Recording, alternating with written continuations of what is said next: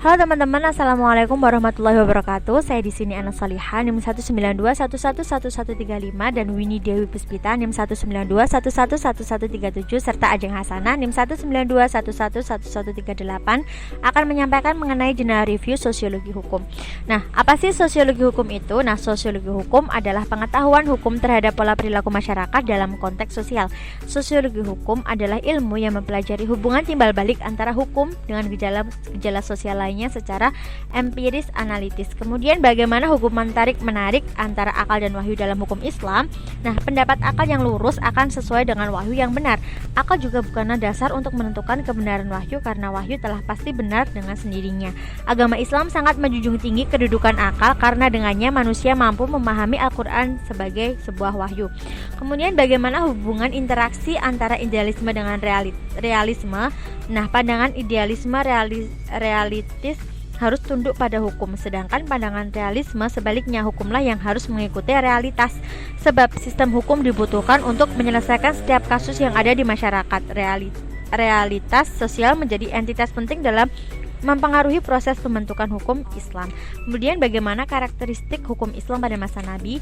Nah, karakteristik hukum Islam pada masa Nabi yang pertama itu bersifat universal dan sistematis, kemudian tidak memberatkan dan elastis serta realistis. Nah, hukum Islam bersifat mujmal atau umum sehingga maknanya dapat diarahkan kepada kenyataan, kemudian memiliki sanksi dunia dan akhirat. Yang selanjutnya, apa sih karakteristik hukum Islam pada masa sahabat?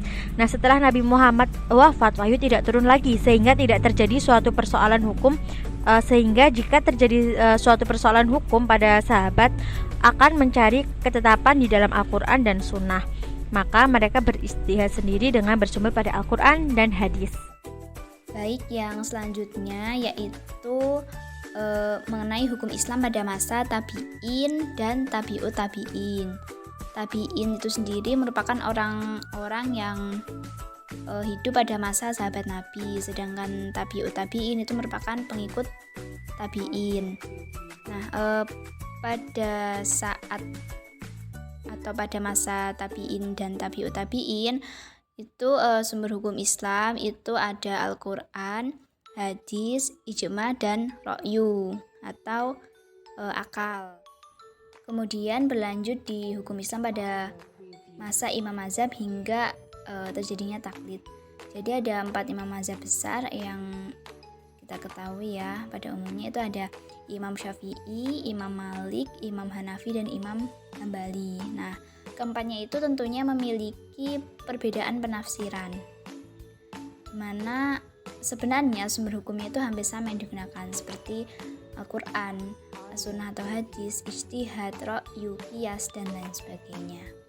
Tetapi dengan adanya perbedaan mazhab inilah yang kemudian memunculkan fanatisme di antara golongan atau di antara pengikut imam mazhab tersebut.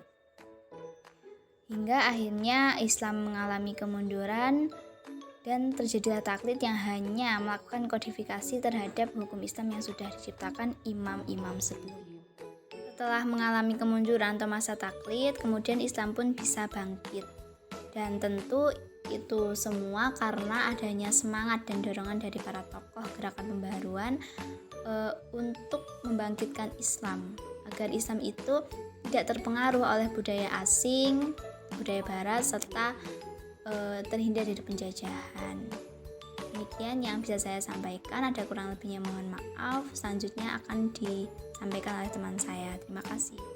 Melanjutkan penjelasan dari teman-teman saya yang sebelumnya, bahwasanya bersosialisasi dalam masyarakat tentunya akan menimbulkan gejala sosial. Untuk itu dibutuhkan hukum sebagai pengatur, pengawas, dan juga problem solving atas perubahan sosial tersebut. Hukum itu sendiri muncul sebagai akibat dari adanya perubahan sosial. Selanjutnya, hukum juga dapat digunakan sebagai sarana untuk mengubah masyarakat, yang mana hukum merupakan kontrol sosial atau pengendali masyarakat, rekayasa sosial, dan juga sebagai bentuk usaha untuk mencapai kesejahteraan sosial. Kemudian, efektivitas hukum itu dapat dicapai apabila hukum itu baik, yaitu dapat diterima oleh masyarakat. Penegak hukum melaksanakan tugas dan kewajibannya, fasilitas penegak hukum memadai, dan yang paling utama adalah kesadaran masyarakat itu sendiri. Namun, meskipun terdapat hukum yang akan menyeimbangkan perubahan sosial, tentunya perubahan sosial itu sendiri memiliki dampak dampak yang akan timbul dalam masyarakat. Dampak ini dapat berupa dampak positif dan juga dampak negatif.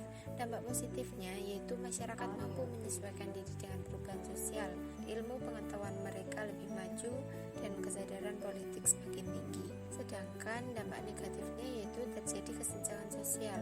Karena masyarakat tidak mampu menyesuaikan diri dengan perubahan yang ada, maka timbullah pergolakan, pemberontakan, ataupun kriminalitas.